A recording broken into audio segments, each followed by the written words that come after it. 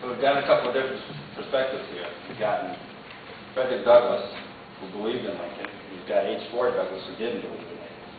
Didn't believe that his actions were about freeing slaves. A year later, the Civil War started. I think when I read that, or when I listened to that, I think what Douglass was trying to do was to light a fire under Lincoln, persuade him. It wasn't so much that he didn't believe in him, because he directed all of his speech for him and not toward anybody else. So really what he was trying to do was to light a fire under this guy, do something about slavery. I don't really believe that his speech, if you listen to it, was really meant to disagree with Lincoln's position. Having said that, John R. Rock was also born a slave. After he gained his freedom, he became a doctor and then got a law degree. And he was born a slave. And he was also a statesman. And John R. Rock had a vision. He's what I like to call a multi-stage thinker, because he saw and he knew that slavery was going to start. But he also knew that there was something was going to happen. There were going to have to be some changes after it did start.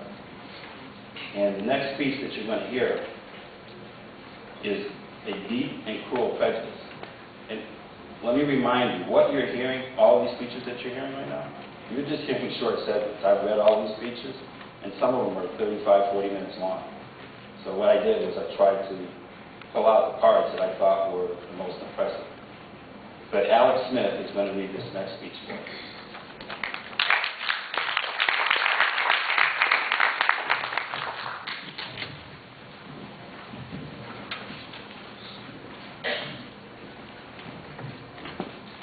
Can the slaves take care of themselves?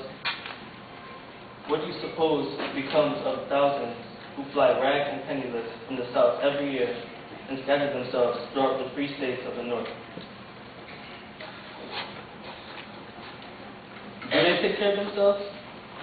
I am neither ashamed nor afraid to meet this question. Assertions like this, long uncontradicted, seem to be admitted as established facts. I ask your attention for one moment to the fact that colored men at the North are shut out of almost every avenue to wealth, and yet, strange to say, the proportion of paupers is much less among us than among you. Are the beggars in the streets of Boston colored men? In Philadelphia, where there is a larger free colored population than is to be found in any other city in the Free State, and where we are denied every social privilege and are not even permitted to send our children to the schools that we tax to support, or ride in the city horse cars, yet even there we pay taxes enough to support our own poor, and have a balance of a few thousand in our favor, oppressed and enslaved. Another reason is this nation have wronged us, and for this reason many hate us. The Spanish proverb is, "Since I have wronged you, I have never liked you." This is true not only of the Spaniards and Americans, but of every other class of people. When a man wrongs another, he not only hates him, but tries to make others dislike him. Strange as this may appear, it is nevertheless painfully true. You may help a man during his lifetime, and you are a capital fellow. But your first refusal brings him down of his ire and shows you his ingratitude. When he has got all he can from you, he has no further use for you. When the orange is squeezed, we throw it aside. The black man is a good fellow while he is a slave and toils for nothing. But the moment he claims his own flesh and blood and bones, he is a most obnoxious creature, and there is a proposition to get rid of him. He is happy while he remains a poor, degraded, ignorant slave without even the right to his own offspring. While in this condition, the master can ride in the same carriage, sleep in the same bed, and nurse from the same bosom, but give the same slave the right to use his own legs, his hands, his body, and his mind. And this happy and desirable creature is instantly transformed into a miserable, loathsome wretch, fit only to be colonized somewhere near the mountains of the moon. or eternally banished from the presence of all civilized beings. You must not lose sight of the fact that it is the emancipated slave and the free colored man whom it is proposed to remove, not the slave. This country and climate are perfectly adapted to Negro slavery. It is the free black that the air is not good for. What an idea.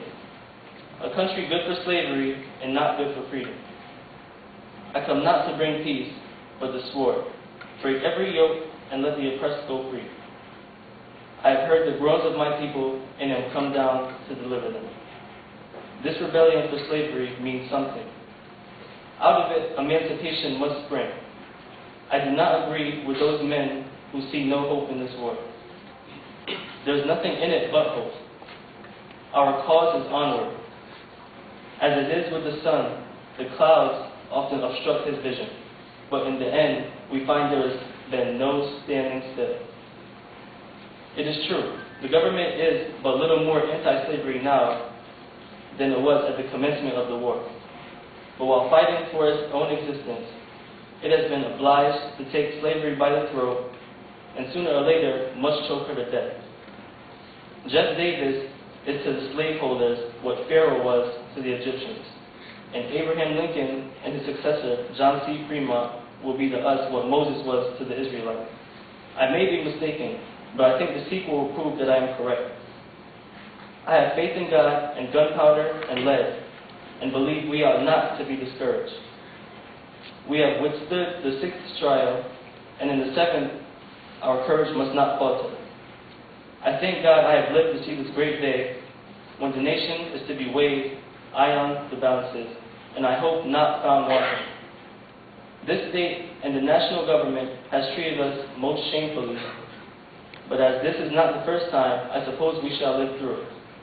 In the hour of danger, we have not been found wanting. As the government has not had the courage to receive the help that has been standing ready and waiting to assist her, we will now stand still and see the salvation of our people. Thank you.